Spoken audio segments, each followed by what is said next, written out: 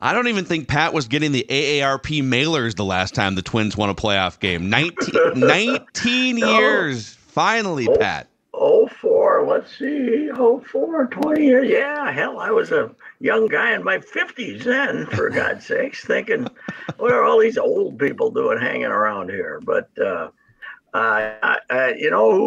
threw out the first ball, and his arm ain't what it used to be, Tom Kelly, because he had to walk down to about 40 feet, and he still bounced it. But as a man who loves fielding a defense, he had to enjoy that game, didn't he? Because catching the ball, pitching and catching the ball were always his number one thing. He would, if you couldn't catch the ball, he didn't want you on the field. So that was starting off very poorly when Jorge threw the ball away. After that, they were great in the field. Michael Taylor's probably a better center fielder right now than Buxton would be, and obviously not at 100%. And Correa's play was fantastic. The more you watch it, the more you can't believe it. And then Solano.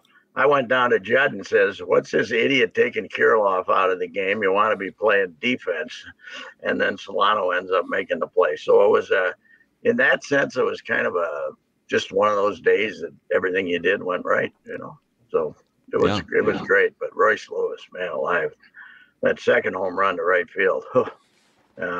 Falvey said it looked like he was sitting on a slider. They threw him a fastball and he still hit it out of the ballpark. So what did you make? So Alex Rodriguez on the broadcast pointed out a couple times in great detail. He said, if you look at the body language of Twins hitters, they're not even offering or flinching at some really good splitties that are right.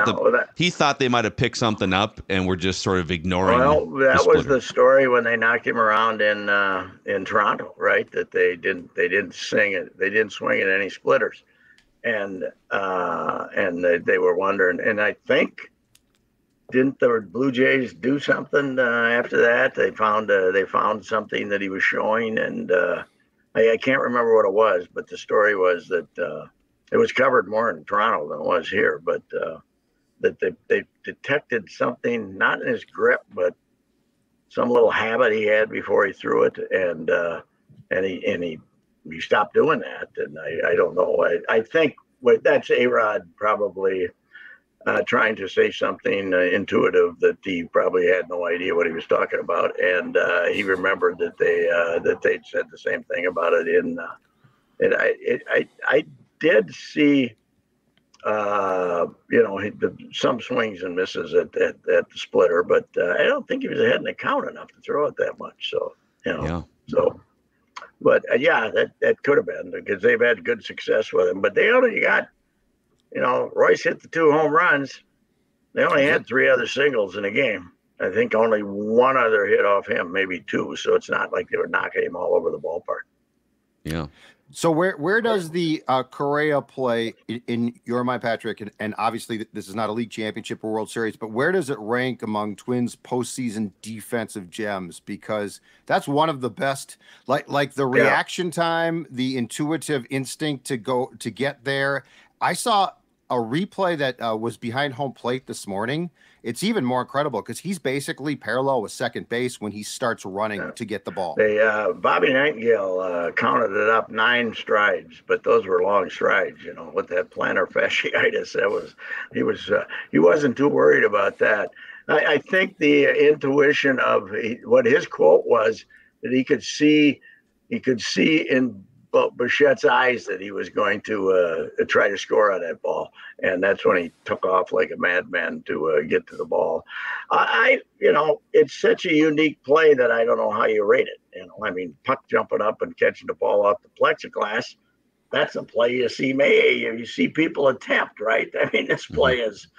I think a couple, 3 people I talked to said they've never seen a play like that, so they don't know how to rate it. But it was a fantastic play. It's a little bit, it's different, but it's a little like the Jeter play from 22 years ago against the A's, where it's a ball that's gone awry in the infield, and someone needs to do something. Yeah, and Jeter saw the ball kind of coming in. He was going to miss the cutoff man. He had this vision from the ball's being thrown, it looks off target, I need to save the play. And it was kind of the same thing where, the ball is on the ground, he's going to try and score, and the foot looked fine on that play, Pat. I'll tell you that much. All right. I got my phone ringing over here. We'll have to ignore the damn thing. So, yes. And Royce Smalley, who saw a lot of good plays, he didn't make that many at shortstop.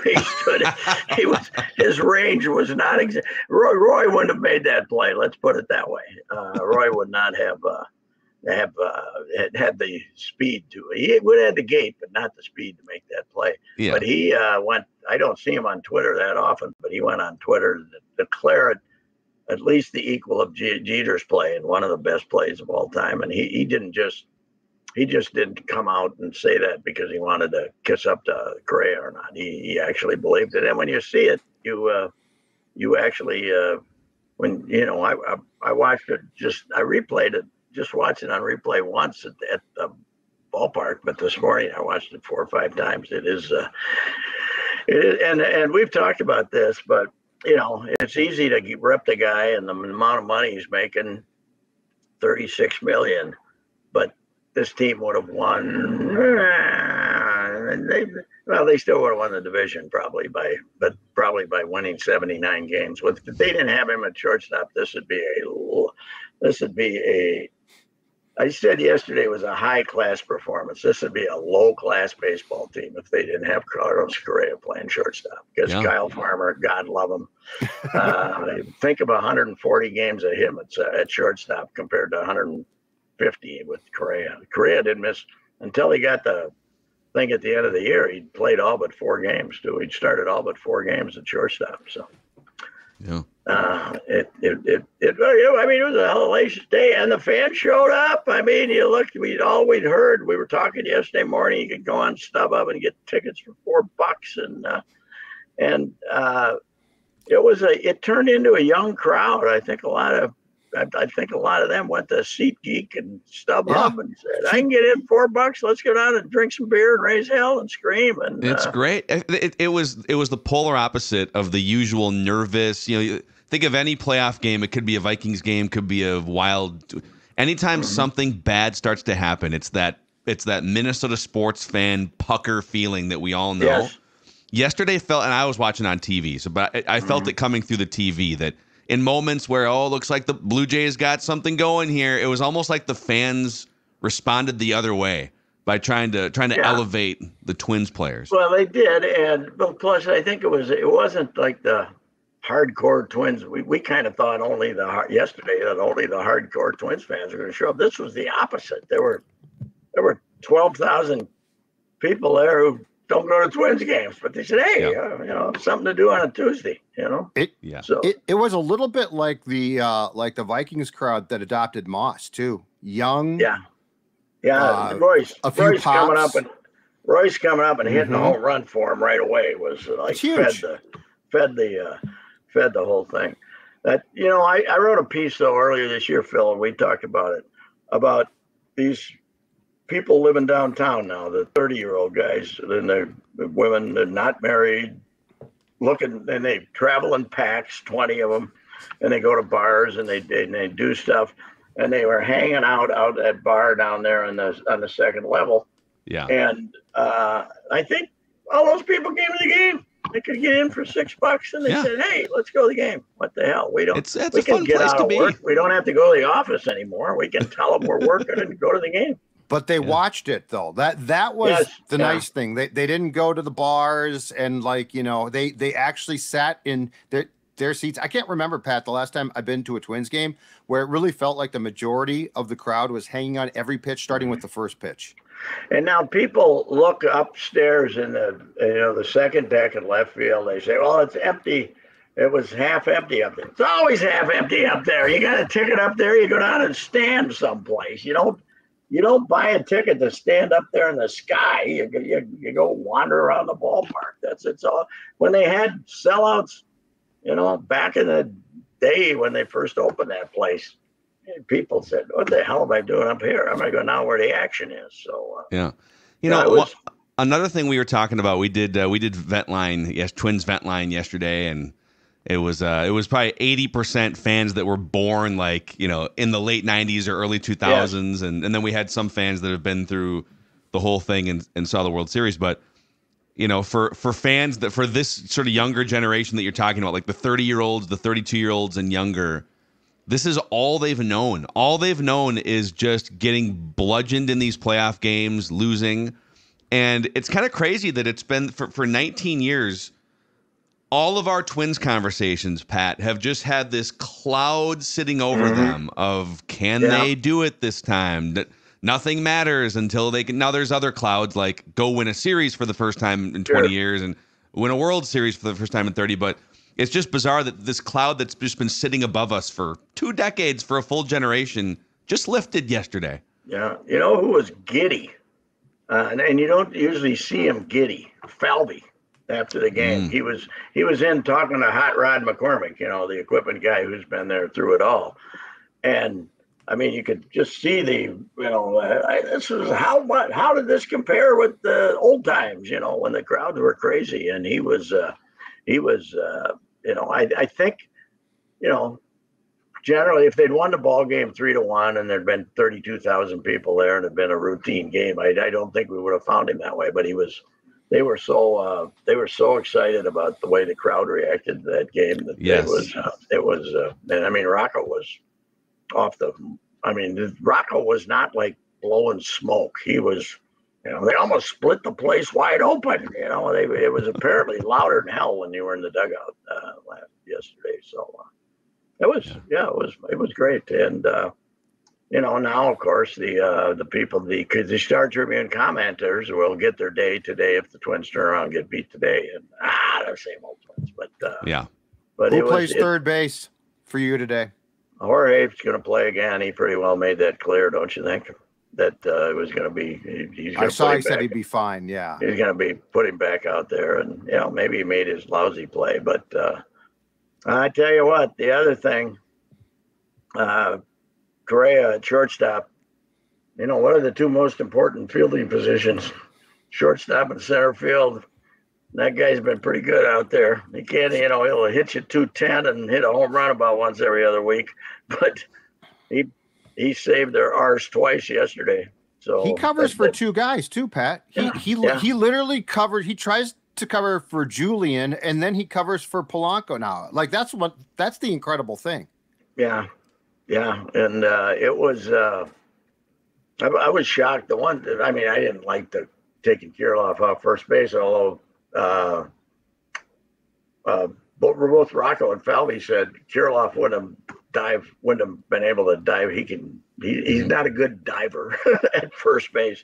He said so. Solano had a better chance to make that play, but. I couldn't figure out why he took Wallner out of the game in favor of Castro in left field. I think I'd rather have Wallner's arm in the game than Castro. Although, not much to complain about. I think they were valuing range in that situation, where if they could cut a ball off from being a double, that's my guess. So, and he likes, he's decided that he's got this deep team, so they sometimes they make enough moves that they end up with Christian Vasquez playing second base. So I was very proud of the fact that Jeffers caught the game too, weren't you? We went, maybe looking back at 7 previous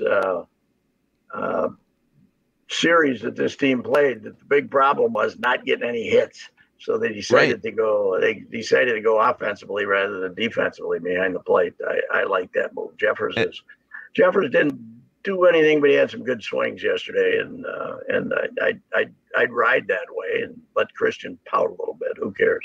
The first inning, because that's the trade-off, right? When they roll the lineup out, and it's all right. Julian's going to be, because Royce has to DH, so we need Royce's bat in, and that's what won you the game. But because of Royce at DH, we got to have Julian in the lineup. So he's going to play second, and then we're going to displace Polanco to a place he's on. And in the first, you guys mentioned the Polanco throwing error.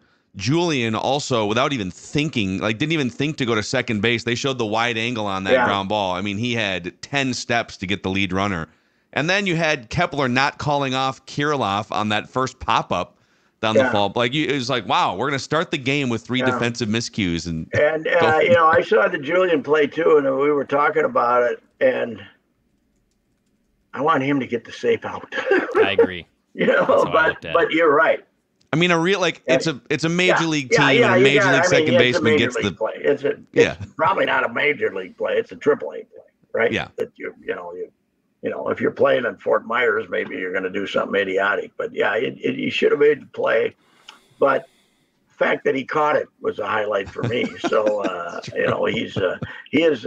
I give him credit. He has improved a lot in the field. Like, at the mere act of catching ground balls, he's gotten a letter. As long as he you gets don't it have out, to go into the exotic part of it. He is better at catching ground balls, which to me has always been a strong element of playing the infield. You have to catch the ball first of all, and he was not good at that. And apparently they went out and worked with him a lot, had him on his knees doing that old, hit the ball, make your hands quicker. And he's done that. I looked it up. There's 4 guys who are in the opening day lineup who aren't on the roster here. This isn't the team we were bashing all year, offensively or even in the lineup. I mean, they've made the 3 rookies have made a lot of changes in there. And, and Castro playing a lot more than he did early in the year. So this isn't the same team. This is got a little more life in it. That's for sure. We've all been really hard on this show, on the Twin Show, all of us, on Falvey, front office, Rocco. We've not pulled many punches here. Now that you've kind of seen the way that the product has evolved and the young players have come up, has your opinion, Pat, evolved at all in like the last 2 or 3 months on some of these guys? Well, they've been right on some draft picks. They still got they still urinated away a lot of money getting pitchers who had bad arms. And, Tyler and talent, and you can't ever defend the Tyler Malley trade because they said, well, how were they supposed to know? Well, he'd been shut down for 10 days twice that year. And, I don't know. They're drafting what's on the way because Sonny Gray isn't going to. I heard yesterday that they're going to have to. Their payroll's not going up because they're losing that Valley $40 million, and that has not been made up for. They're going to have to make some adjustments in their future planning. Some financial adjustments. So they'll qualify him and get the draft pick with Sonny Gray. Oh yeah, they'll qualify. Yeah, but so that's going to be their offer. The draft pick thing isn't nearly the same either, is it? It's like I don't think it's a big deal anymore, getting that draft pick. But they're going to have a little, the pull. I never blamed them for this. You're a lot of your. They got the shortstop for $36 million. It's going to be hard to get under 140, but I don't think it's going up for couple of years, so but Patrick, get another as you wrote, TV deal. As you wrote a few weeks back, Royce Lewis changes everything. Like that's the thing. Like we can talk about. And look, Julian's been really good at the plate. Wallner adds power, but your column was spot on. Royce Lewis changes the entire feeling about this team, and without him, we are bitching today about another game in which the Twins didn't score runs. Yes, and yesterday he changed everything with the crowd. I mean, the crowd was okay; they were fired up, but he comes up and hits a screaming line drive, 2-run homer. Yeah, but even in the player intros, everyone's kind of coming out, and he comes out like Ray Lewis out of the tunnel, just come on, let's go. It's the pump factor.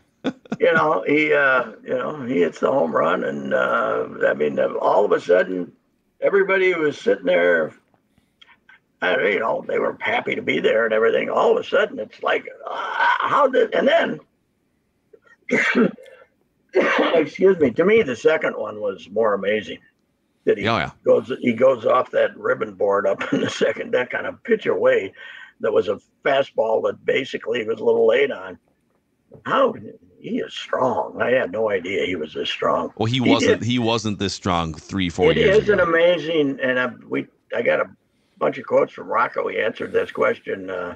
Here's how smart I am. I had all these Rocco quotes left that I kept in my email for like 3 weeks.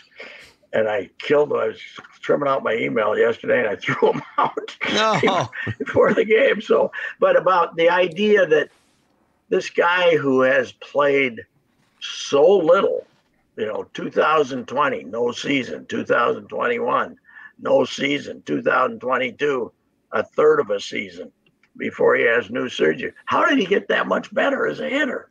It's crazy. It's incredible that he wasn't a natural gifted hitter like Kirilloff. He was that swing needed work, and it's now I'll tell you one thing, he's smart. He's guessing. He's not guessing as much as he's thinking along with the pitcher that, okay, let's see what's he going to try to do here. But he also has got himself in a situation where he can adjust. And it has. I was reluctant, obviously, to put him in that category. But, you got Jefferson, you got Anthony Edwards, and now you got him. I would put Kaprizov in a different category, but you now got this kid he's going to bring a younger crowd to the ballpark if he's this good. He is. He's born in 1985. When my dad asked if I wanted to go to a Twins game, it was I wanted to see Curry Puckett. Like that's. I think and Johan had a little of that too. You got to go see Johan pitch, but that's not every day. Clarky Griffith texted me after the first home run and said, so we now have seen the rise of the next Puck, next Puckett. And that's kind of the feeling everybody had is now I have to see if it's lasting, but it's certainly, let's stay healthy. And obviously I was wrong when I said, don't play him if he isn't healthy. And if he can't run, because I thought, okay, Rocco's pregame comments kind of made it sound like he could run, but then you saw him jog to first base on that last ground ball. So they basically, it sounded like told him not to bust his ass. Michael Kay mentioned that in their pregame preparation that if fans see Royce Lewis loafing to first base, he's being told you can loaf to first base. Don't. Here's the question: if he's on second, and if he's on second in the 6th inning, this happened yesterday. Can they score him on a single? Or do you pinch run him? Pull him out of the game. So I think it was Kepler on first, Royce on second base. There was a fly ball that was going to be the third out, and he didn't run. And Kepler actually came up his back and said something, and he started to jog. But if there is a single, he does not score. Yeah, maybe left center gap single or something like that. Yes, if he can walk home. But it'll be But I'm okay with that. Turned out they wouldn't have scored a lot of runs without him yesterday. So well, the rest of the lineup. All we'd be doing is saying, "Why got this Steve hit in the postseason? What a bunch of clowns!" Yep. He was the. He can just trot. That's okay. Yes. Yep.